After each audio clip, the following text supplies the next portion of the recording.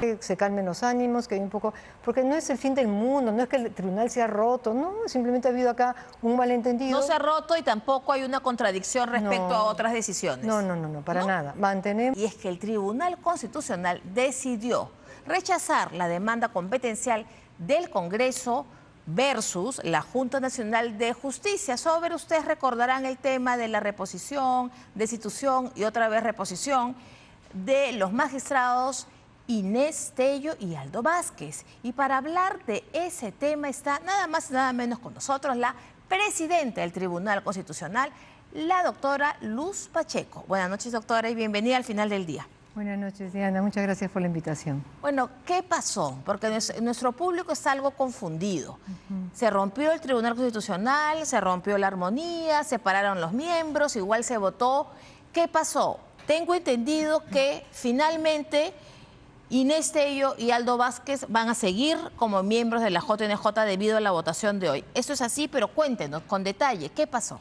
A ver, esta decisión sobre el competencial iniciado por el Congreso contra el Poder Judicial respecto a una acción de amparo que habían iniciado estas dos personas de la Junta, habíamos decidido ya hace más de un mes que queríamos resolverlo cuanto antes, porque desde julio teníamos pendiente, ¿no?, una decisión que se concretó el 3 de octubre en dar una vista de la causa, o sea, que pudiera informar el doctor Tello, pero él decidió no hacerlo. Perdón, el doctor Iván Vázquez, que estoy hablando.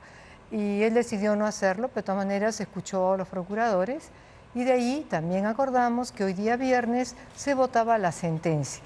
El ponente nos alcanzó su propuesta, fundada en parte, hace un par de días. El ponente, el doctor Vázquez. No, el ponente Hernández. es el magistrado que hace la propuesta de sentencia, que es el doctor Hernández. El doctor Hernández, para un poco no perdernos, o sea, hoy día se había decretado en agenda que el Tribunal Constitucional votaba a favor o en contra la demanda competencial y el doctor Hernández tenía que exponer los motivos que él consideraba fundado, o sea, era un fallo a favor del Congreso.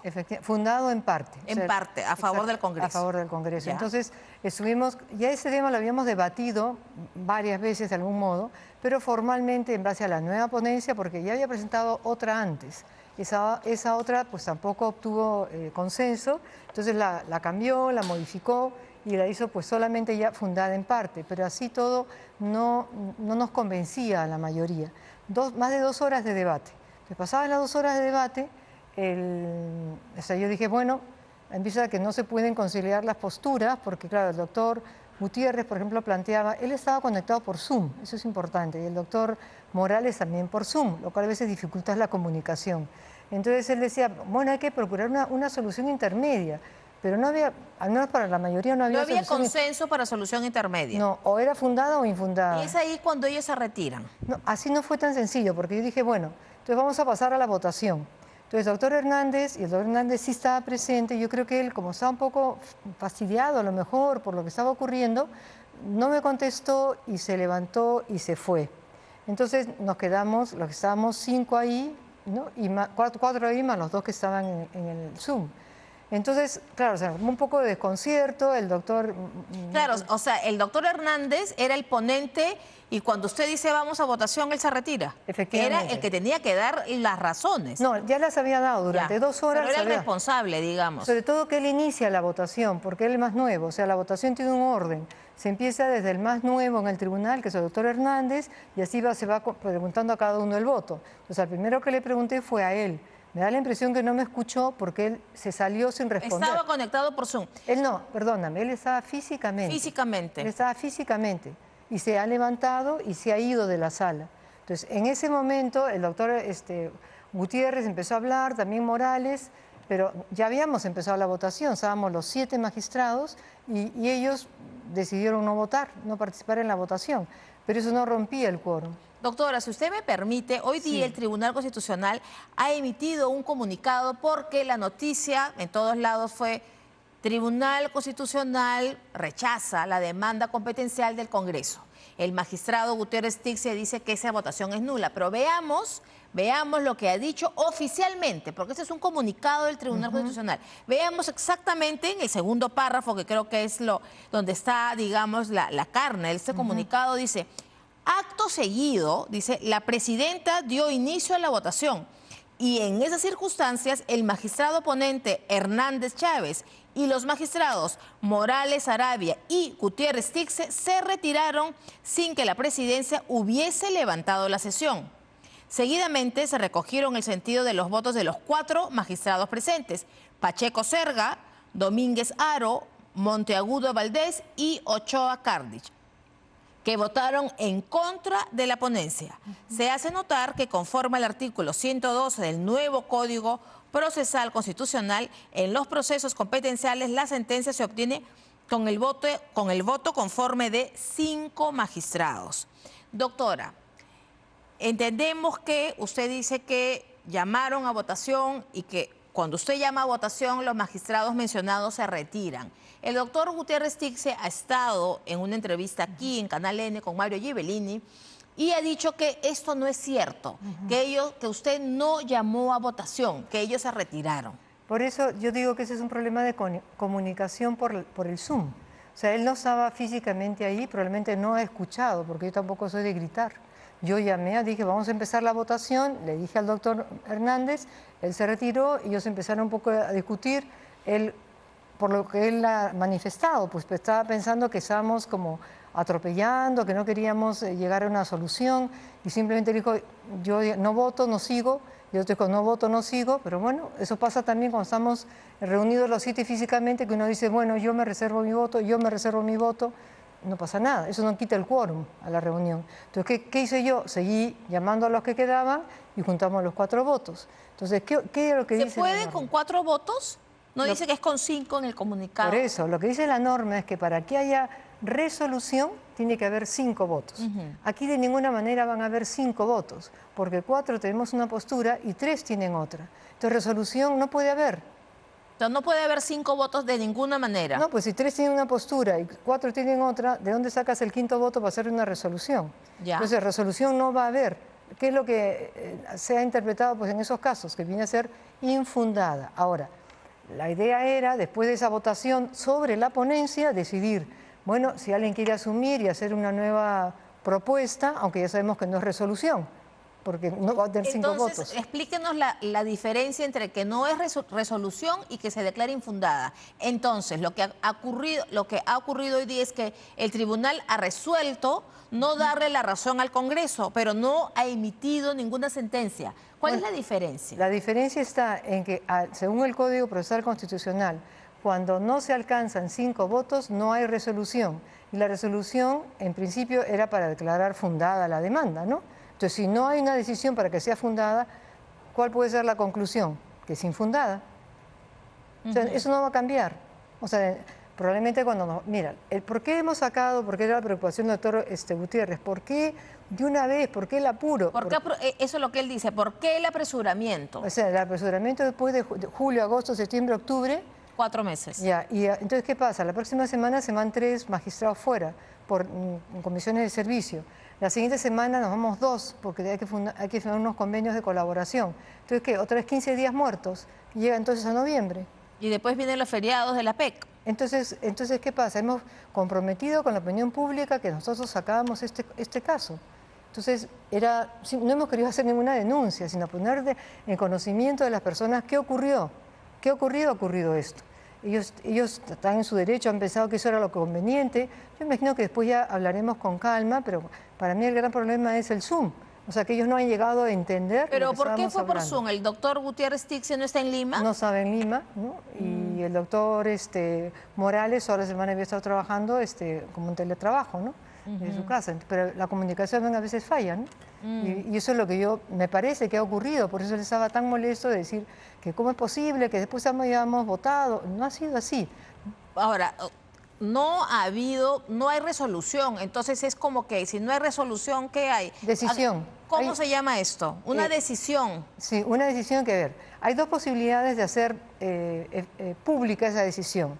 Publicando la ponencia que presentó el doctor Hernández y los votos de todos los que están de acuerdo, en desacuerdo, parcial o total. Esa es una salida. Otra salida puede ser que se acuerde, que otro sea el que haga una ponencia, pero que esa ponencia tampoco será una resolución. ¿Cuál es en definitiva el resultado? Bueno, pues es infundada la demanda, o sea, no procede ya. Eso Pero no va a es cambiar. infundada porque no hay resolución, pero no porque No. le estén dando la razón a la JNJ. No, a la J no. Lo que estamos diciendo, señores, si alguna persona considera que le han vulnerado sus derechos fundamentales por una decisión del Congreso, esa persona puede acudir a una acción de amparo, porque no puede ser el Congreso juez y parte. Entonces, eso es lo que hemos decidido, que ese proceso de amparo siga su curso y ya se verá si le vulneraron o no el derecho al debido proceso, que es lo que alega esas personas. Entonces, nuestra decisión es clarísima. No se ha vulnerado la competencia del Congreso cuando se ha acudido a una acción de amparo para que se determine si se han vulnerado o no derechos fundamentales. No se ha vulnerado la competencia del Congreso. No, ¿por qué? Porque nosotros ya dijimos la vez pasada que es una competencia exclusiva y excluyente de sustituir, pero salvo que se vulneren derechos fundamentales. ¿Quién va a decidir si se ha vulnerado o no un derecho fundamental? ¿El mismo Congreso? No. Tiene que ser un juez. Bueno, eso es lo que estamos diciendo. Entonces no hay una contradicción entre que ustedes ya habían fallado antes, entre que era exclusivo, una decisión exclusiva y excluyente del Congreso. ¿Ustedes se mantienen en esa línea? Por supuesto, y sabes que yo también lo he dicho otras veces, si todo lo que diga el Congreso se va a hacer solamente por número de votos y no vamos a tener en cuenta los derechos fundamentales, estaríamos retrocediendo a una época antes de la Segunda Guerra Civil, perdón, mundial. ¿No? Doctora, hoy día se ha declarado infundada. Ajá, es una decisión. Es una decisión que en el fondo, ¿a qué consecuencia lleva a considerar que no es fundada esa demanda competencial. No es fundada la demanda. Ya saldrá la decisión más adelante. Pero yo le hago la pregunta. Sí. Anteriormente, el Tribunal Constitucional ha fallado en más de una ocasión que las decisiones del Congreso son exclusivas y excluyentes. Por ejemplo, en este caso es una potestad exclusiva y excluyente de destituir a magistrados del Jurado Nacional de la Junta Nacional de Justicia. ¿Ustedes, como eso, ha cambiado o no? No, porque seguimos diciendo lo que dijimos hace más de un año, que eso, siendo así exclusiva y excluyente, tiene que respetar los derechos fundamentales. Y si no lo hiciera, un juez tendrá que determinar si vulneró o no vulneró los derechos fundamentales. ¿Y ese juez es el Tribunal Constitucional? No, ese juez es el juez al que han acudido, al juez de amparo, al juez constitucional. Nosotros no estamos decidiendo si ha sido bien inhabilitado o no el señor Vázquez. Solo estamos diciendo, señor, aquí le corresponde que el Poder Judicial solucione esta acción de amparo. ¿Le darán o no le darán la razón? Veremos en el proceso de amparo. Pero la vez pasada, cuando ellos son retirados nuevamente del Tribunal Constitucional, de la Junta Nacional, es porque el tribunal dice que esa acción de amparo no era válida. Lo que dijimos fue que la medida cautelar. La medida cautelar. Esa es la que nos parecía desproporcionada en una decisión que en principio es exclusiva y excluyente. Entonces dijimos, esto parece que mejor lo decida la Corte Suprema. Eso fue lo que dijimos, la medida cautelar. Entonces, se mantienen ahora en que sigue siendo decisión exclusiva y excluyente del Congreso, salvo que se vulneren derechos. Sí. ¿Y quién dice si se vulneran o no derechos? El Poder Judicial. Efectivamente. Esa es la decisión. Sí. No hay más. No hay más. Y así estamos todos protegidos de que no haya un abuso de parte de un Congreso, ¿no? Y no estaríamos todos a merced simplemente de los votos, y eso no puede ser.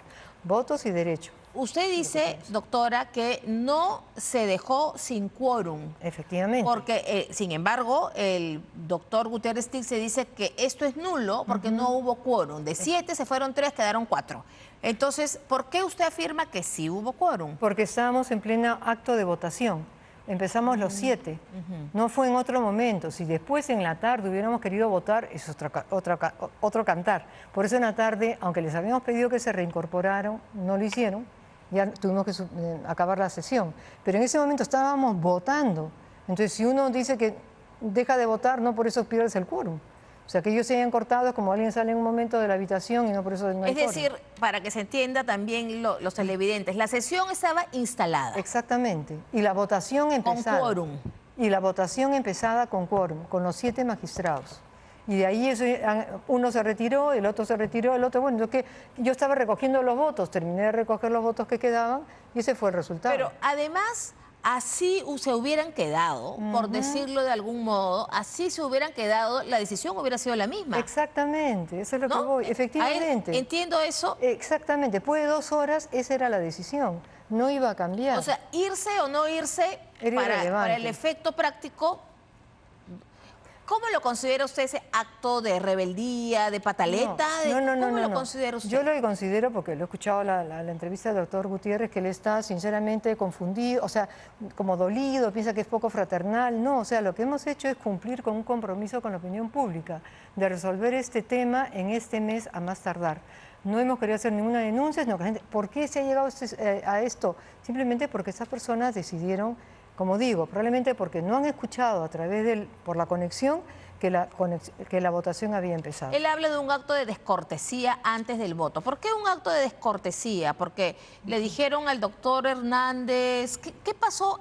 O sea, ¿qué motiva? A ver. ¿Cuál fue lo que gatilla que ellos se levanten y se vayan? Yo creo que, bueno, ellos decían que no estaba habiendo debate, pero llevábamos 2 horas de debate. Entonces, me parece que es un tema de malas entendederas o malas explicaderas, ¿no? Y entonces él pensaba, no, aquí no hay como no hay un consenso. Es que el consenso era votar, esa era la decisión. Y para ellos el consenso era llegar a un acuerdo distinto. Entonces, ¿qué también pensábamos los demás? Ok, ¿qué? Entonces ahora pensar en otra ponencia y volver a estudiar y volver a... Ya, era mucho tiempo.